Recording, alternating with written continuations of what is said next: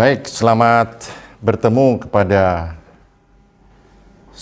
para pendengar, terutama mahasiswa. Kesempatan kali ini saya akan memberikan semacam kuliah yang spesifik. Nama mata kuliahnya adalah Sejarah Lokal Sulawesi Utara. Kalau kita bicara mengenai Sulawesi Utara, tentu harus diletakkan dalam konteks Negara Kesatuan Republik Indonesia. Tapi ketika kita berbicara mengenai sejarah lokal, maka yang spesifik lokal Sulawesi Utara itu adalah merupakan bagian inti dari mata kuliah ini, yang kemudian dipilah berdasarkan etnis dan geografis. Karena memang demikian, dalam perjalanan sejarahnya, sebelum terintegrasi menjadi Provinsi Sulawesi Utara, semua wilayah, teritori, dan etnis ini terpilah-pilah dan terpecah-pecah. Nah sekarang, bagaimana kita melihat bahwa wilayah dan etnis yang sebelumnya terpecah-pecah ini kemudian terintegrasi? Maka yang bisa menjawabnya adalah sejarah. Sekali lagi, kita sekarang masuk dalam mata kuliah Sejarah Lokal Sulawesi Utara.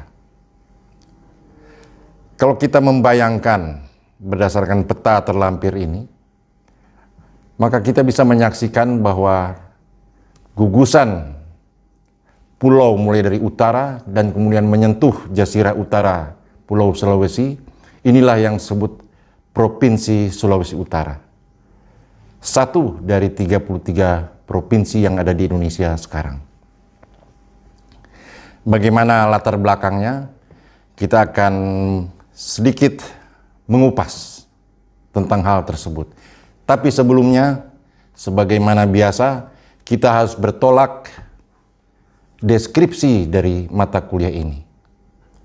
Secara singkat harus saya katakan bahwa mata kuliah ini disajikan untuk mengantar mahasiswa bukan semata agar mengetahui konten mengenai sejarah lokal Sulawesi Utara, namun secara mendasar mahasiswa juga diarahkan untuk dapat memahami sekaligus memiliki wawasan tentang Sulawesi Utara melalui diskusi, mencakup perluasan wawasan atas ruang geografis, struktur umum yang meliputi ideologi, politik, ekonomi, sosial, dan budaya masyarakatnya dari zaman ke zaman, termasuk bagaimana mencari, mempelajari, mendalami sumber-sumber sejarah lokal Sulawesi Utara yang tidak sebatas terdapat pada buku referensi.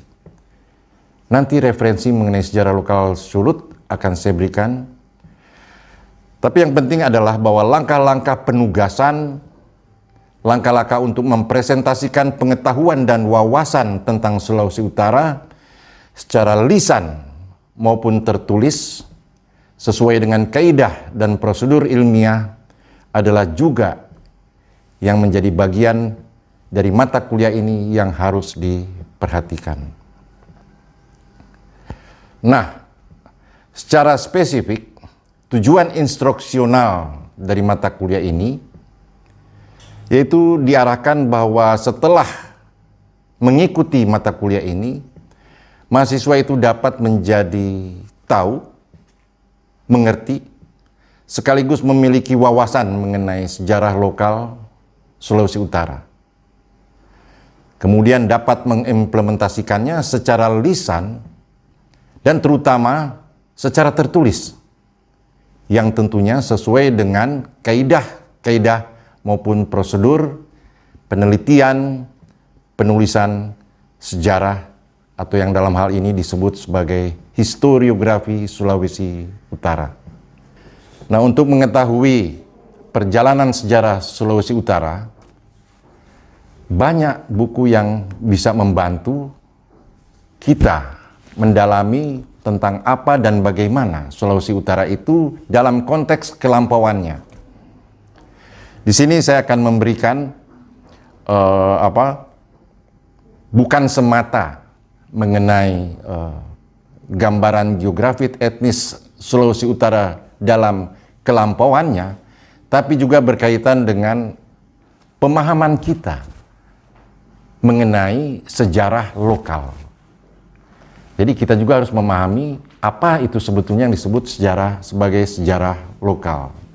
Dengan kata lain, kalau wawasan kita mengenai lokalan-lokalan tertentu Sulawesi Utara dalam konteks Sulawesi Utara itu bisa kita rangkum, maka disitulah secara langsung kita sudah mempunyai wawasan.